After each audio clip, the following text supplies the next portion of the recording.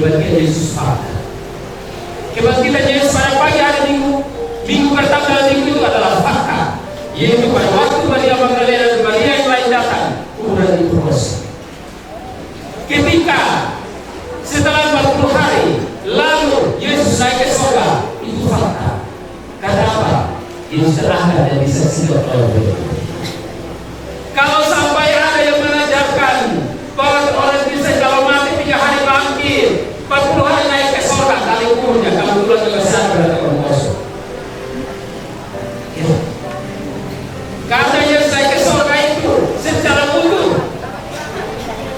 Dan orang Kristen yang menjual nabi-nabi pun belum ada yang ke surga kecuali Musa dan Elia. Tetapi sesuai Yesus belum ada orang Kristen yang bangkit dari kubur lalu naik ke surga.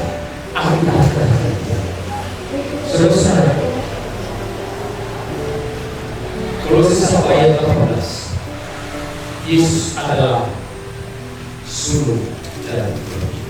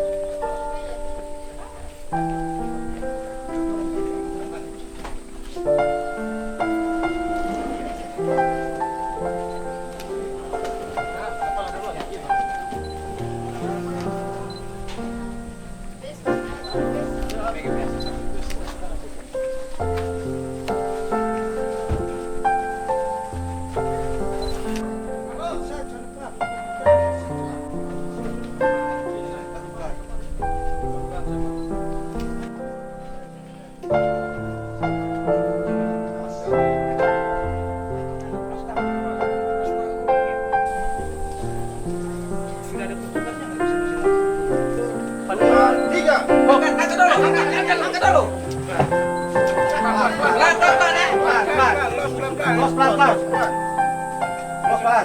Los tali. Los pelan. Los pelan. Aduh, lihat kena tali. Sudah angkat, kalau sana.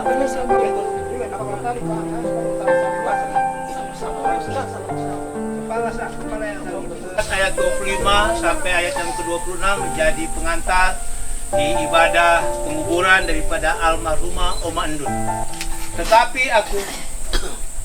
Tetapi aku tahu penebusku hidup dan akhirnya ia akan bangkit di atas tebu. Dan sesudah kulit tubuhku sangat rusak, tanpa dagingku pun aku melihat Allah.